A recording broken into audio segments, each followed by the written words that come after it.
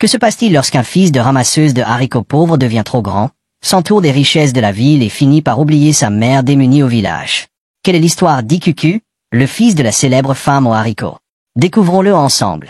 C'était une froide matinée, à Toga. Les cieux déversaient une rosée matinale, glacée sur la terre. La plupart des habitants de la ville dormaient encore profondément dans leur lit, mais ce n'était pas le cas de Washishi, la ramasseuse de haricots. Elle était déjà prête pour la journée de travail au dépotoir communal. Washishi était une récupératrice de déchets.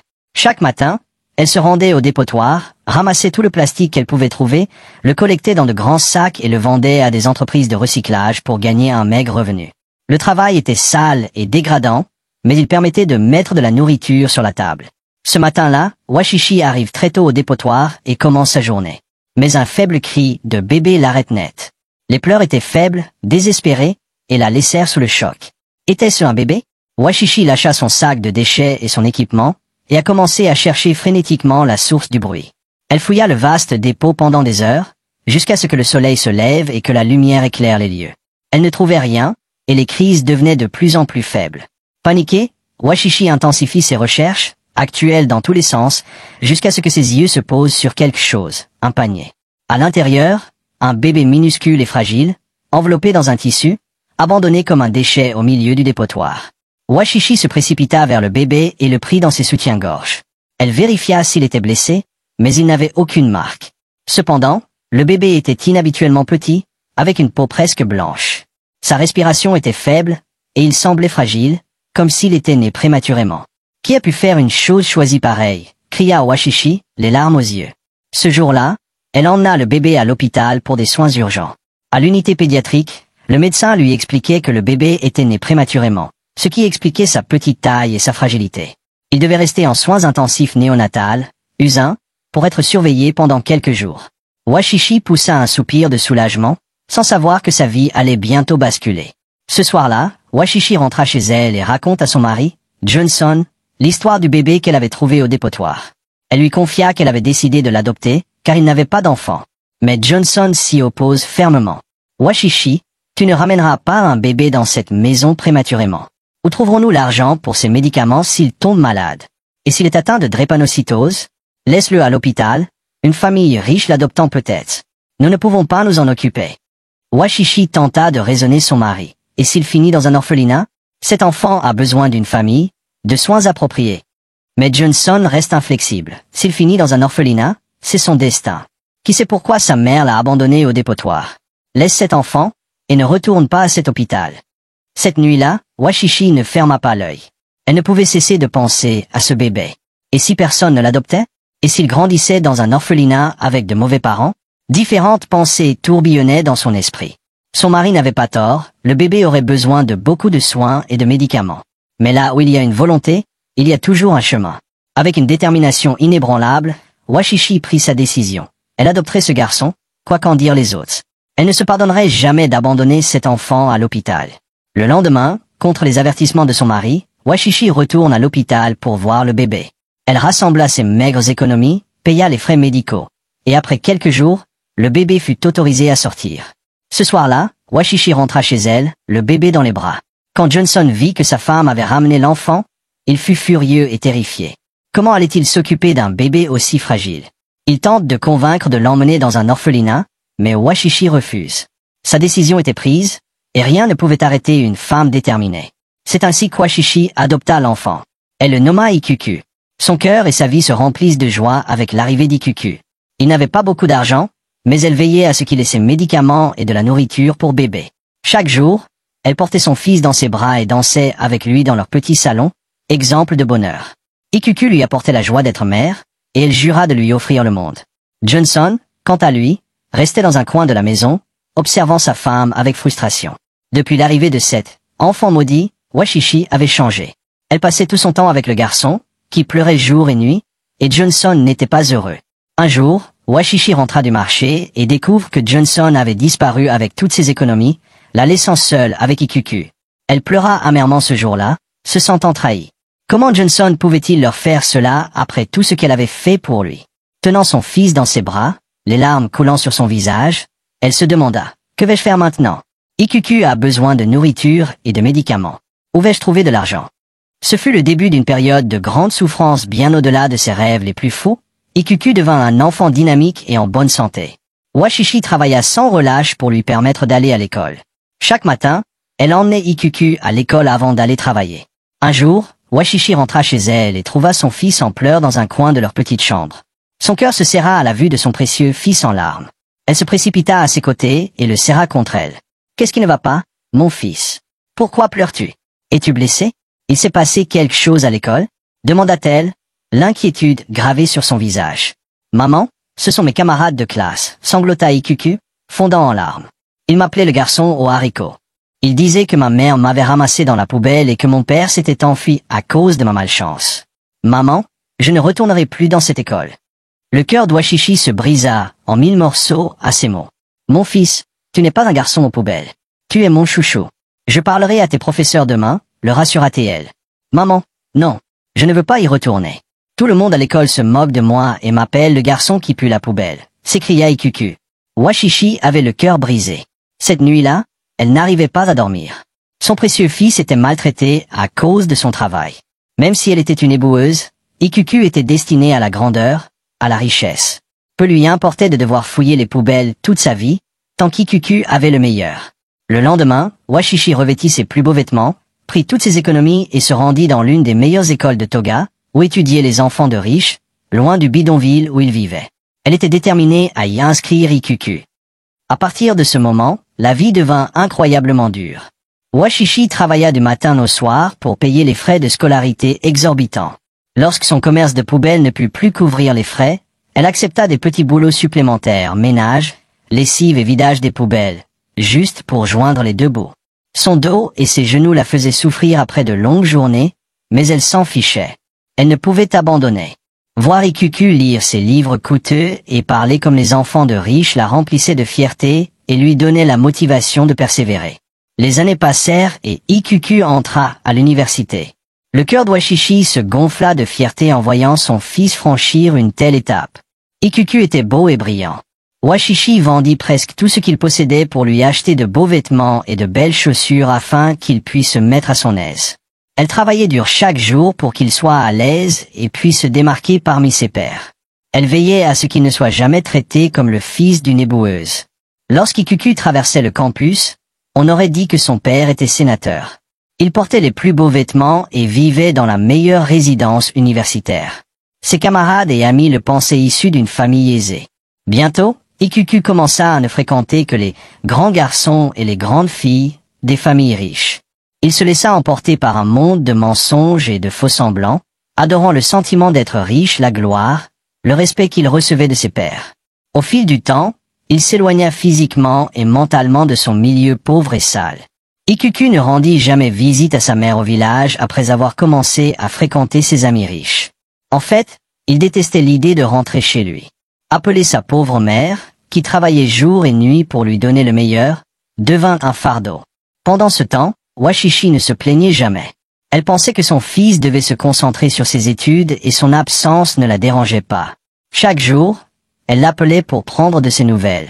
Mais Ikuku ne répondait jamais lorsqu'il était avec ses amis, ce qui était le cas la plupart du temps. Il n'autorisait jamais sa mère à lui rendre visite à l'école.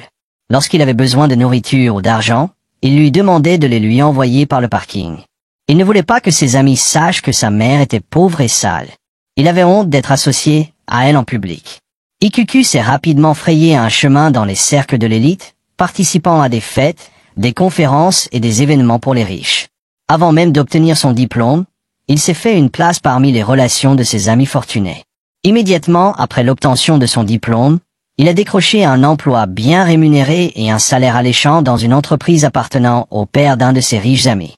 Lorsqu'Washishi a appris que son fils avait obtenu son diplôme et un bon emploi, elle était ravie. Toutes ces années de souffrance et de labeur allaient enfin porter leurs fruits. Du moins, c'est ce qu'elle pensait. Des années plus tard, Ikuku devint un citadin. Il conduisait une voiture de luxe et vivait dans un luxueux appartement loué en ville. La vie était belle pour lui, mais c'était une autre histoire pour Washishi au village. Ikuku devint plus distant. Il ne rendait jamais visite à sa mère et ne lui envoyait que de temps en temps de l'argent pour ses dépenses quotidiennes. Chaque fois qu'Washishi essayait de le joindre, il la repoussait. « Maman, j'ai une réunion importante avec des clients. Je te rappelle plus tard. Mais il ne le faisait jamais. Un jour, Washishi tomba gravement malade et s'effondra. Elle fut transportée d'urgence à l'hôpital du village. Des années de labeur avaient mis à mal son corps fragile, et l'âge ne jouait plus en sa faveur. Ses forces avaient décliné et elle ne pouvait plus exercer son métier d'antan. À l'hôpital, elle appela Ikuku à plusieurs reprises pour lui parler de son état, mais il était trop occupé par les fêtes et les conférences des riches pour y prêter attention.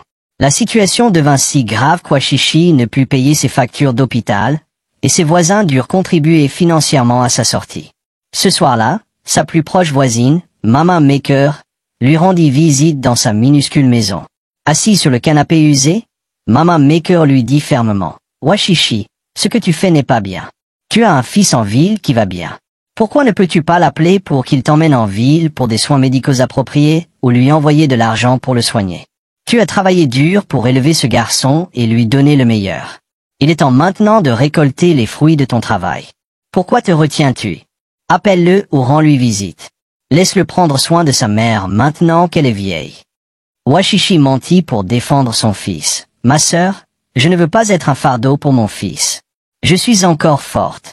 Je peux encore marcher. » Elle ne pouvait pas dire la vérité à Mama Maker. Ikuku n'était plus le fils attentionné qu'il était autrefois. Il s'était éloigné, et le rejoindre était un combat. « Va en ville voir ton fils », conseilla Mama Maker. « Laisse-le prendre soin de toi. Tu ne rajeunis pas. Ne reste pas ici à mourir. » Cette nuit-là, Washishi réfléchit longuement aux paroles de Mama Maker. Elle décida d'aller voir Ikuku en ville. Le lendemain, Washishi revêtit sa plus belle tenue, un chemisier délavé et un peignoir qu'elle portait depuis des années, et partit pour la ville. Arrivée chez son fils, elle fut stupéfaite par la luxueuse demeure qui l'occupait. Mais elle ne s'y attarda pas. Elle était là pour renouer avec son fils avant de rejoindre ses ancêtres. Washishi frappa à la porte et le portier répondit. « Madame, qui cherchez-vous » demanda-t-il, surpris de voir une vieille femme pauvre se tenir là. « Mon fils, Ikuku. Je veux voir mon fils. »« Je suis sa mère » répondit Washishi. Le portier la toisa de la tête aux pieds, sceptique. Il semblait impossible que cette pauvre femme puisse être la mère de son riche patron. « Madame, ce n'est pas la bonne adresse. Mon patron ne peut pas être votre fils. Je pense que vous vous trompez de maison, dit-il. » Washishi tenta de s'expliquer, mais il ne l'écouta pas. Il la chassa comme un mendiant. « Veuillez quitter mon portail. Que mon patron ne vous voie pas ici. Allez chercher votre fils ailleurs. » Washishi était dévastée. Elle essaya d'appeler Ikuku, mais son téléphone sonna sans cesse, sans réponse. Elle avait emprunté de l'argent à Mama Maker pour se rendre en ville et n'avait plus d'argent. Elle s'assit sur le trottoir près du portail, espérant qu'Ikuku reviendrait et lui offrirait au moins à manger, car elle n'avait rien mangé de la journée. Quelques heures plus tard, Ikuku revint avec ses amis dans leur voiture de luxe. Lorsqu'il vit sa mère assise devant son portail, il fut stupéfait. Il avait organisé une fête et ne voulait pas que ses amis sachent que sa mère était pauvre. Il entra dans sa propriété, faisant semblant de ne pas la connaître.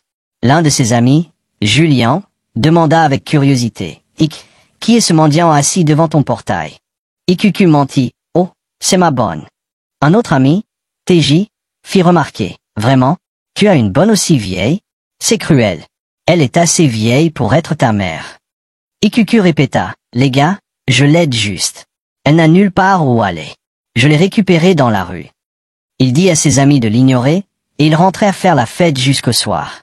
Ce n'est qu'après le départ de ses amis qu'Ikuku laissa sa mère entrer dans la propriété. « Maman, que fais-tu ici? Pourquoi ne m'as-tu pas prévenu de ta venue?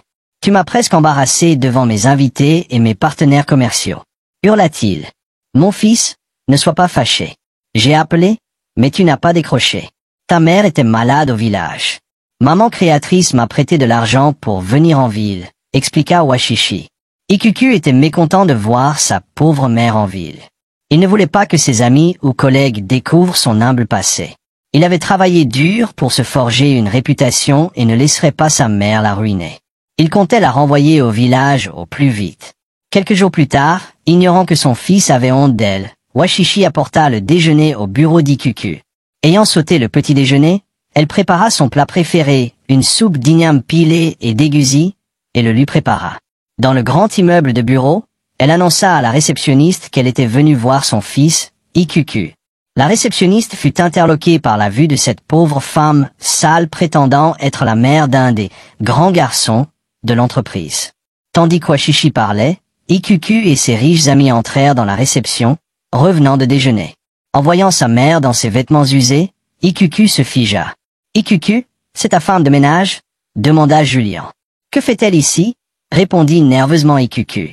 « Je ne sais pas, mais je vais me renseigner. » Il se précipita vers sa mère et l'entraîna loin de la réceptionniste pour l'empêcher de révéler son identité. « Que fais-tu ici ?» aboya-t-il. « Mon fils, j'ai apporté ton plat préféré, de l'igname pilé. Ne m'appelle pas ton fils. Qui t'a dit d'apporter à manger? Tu veux m'embarrasser devant mes amis et collègues ?» Avant qu'Washishi ne puisse répondre, Ikuku la tira hors de la réception comme une loque, sous le regard stupéfait de la réceptionniste et de ses amis. Washishi avait le cœur brisé. Elle entendit Ikuku, le fils pour lequel elle avait remué ciel et terre, la traiter de pauvre et misérable servante. Des larmes ruisselèrent sur son visage. Elle comprit qu'Ikuku avait honte de sa mère poubelle. Il côtoyait désormais les riches et avait oublié que la poubelle lui avait sauvé la vie et lui avait offert un brillant avenir. Washishi quitta le bureau en larmes, le cœur lourd de trahison. Accablée de tristesse, elle errait sans but dans les rues. Dans son chagrin, elle s'engagea sans regarder dans une rue animée et fut heurtée par une voiture. Tout devint noir. Que s'est-il passé ensuite? Le conducteur qui a percuté Washishi a paniqué et l'a emmené d'urgence à l'hôpital. La vieille dame a été admise aux urgences. Le conducteur craignait de l'avoir tuée, mais le médecin lui a assuré qu'elle était vivante, malgré une grave lésion cérébrale. Elle souffre également de malnutrition et de stress depuis longtemps, a déclaré le médecin. Nous faisons tout notre possible pour lui prodiguer les meilleurs soins. Quelques jours plus tard, Washishi reprit connaissance dans une chambre d'hôpital, confuse. Comment était-elle arrivée là? Son esprit était vide. Le médecin informa la conductrice qu'elle souffrait d'amnésie sévère et qu'elle ne se souvenait de rien de sa vie passée, ni de son nom, ni de son origine. Retrouvera-t-elle un jour la mémoire? Demanda la conductrice, paniquée. Ça dépend. Ses souvenirs peuvent revenir, ou jamais, répondit le médecin. Le chauffeur, dévasté, se sentait responsable. Sans aucun moyen de contacter sa famille, elle n'avait ni papier d'identité ni téléphone. Il l'emmena chez lui pour prendre soin d'elle jusqu'à ce que ses souvenirs lui reviennent.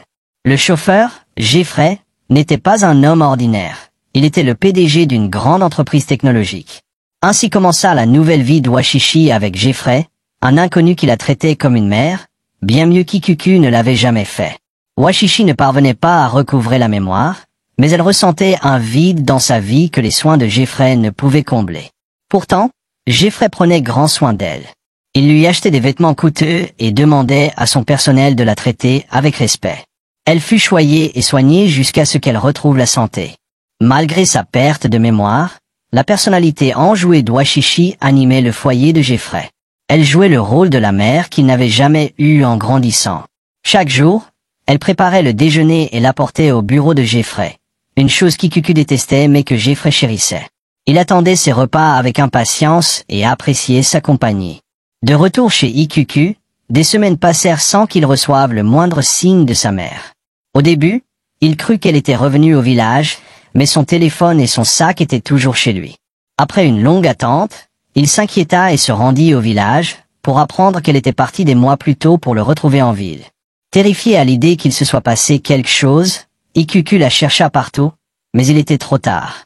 Il regrettait d'avoir maltraité sa mère, qui avait tout fait pour lui donner le meilleur. Il l'avait récompensé par sa cruauté. Un jour, alors qu'il faisait ses courses, Ikuku aperçut sa mère dans un rayon de supermarché.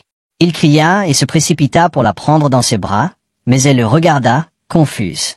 Elle ne le reconnut pas à cause de son amnésie. « Maman, c'est moi, Ikuku. Je te cherche depuis des mois. » dit-il en lui tenant la main. « Ikuku, d'où ?» demanda-t-elle. « Maman, c'est moi, ton fils. » Mais elle secoua la tête. « Monsieur, je ne vous connais pas. Mon fils est au travail et sera bientôt à la maison. Je dois préparer son plat préféré. » Des larmes coulèrent sur le visage d'Ikuku. Elle était différente. Quelque chose s'était passé, et elle l'avait oublié. Si seulement il l'avait mieux traitée. 5 ans plus tard, Washishi retrouva la mémoire et renoua avec Ikuku. Il implora son pardon, souffrant depuis sa disparition. Washishi pardonna à son fils. Geffrey et Ikuku lui construisirent une maison et prirent soin d'elle dans sa vieillesse. Washishi était reconnaissante envers ses deux fils qui l'aimaient et l'adoraient. Que pensez-vous de cette histoire? Washishi aurait-il dû pardonner à Ikuku? La morale est de prendre soin de nos parents vieillissants tant qu'ils sont encore en vie. N'attendez pas qu'ils soient partis pour regretter de ne pas en avoir fait assez. Avez-vous appelé votre mère aujourd'hui? Sinon, contactez-les et prenez soin d'eux tant que vous le pouvez.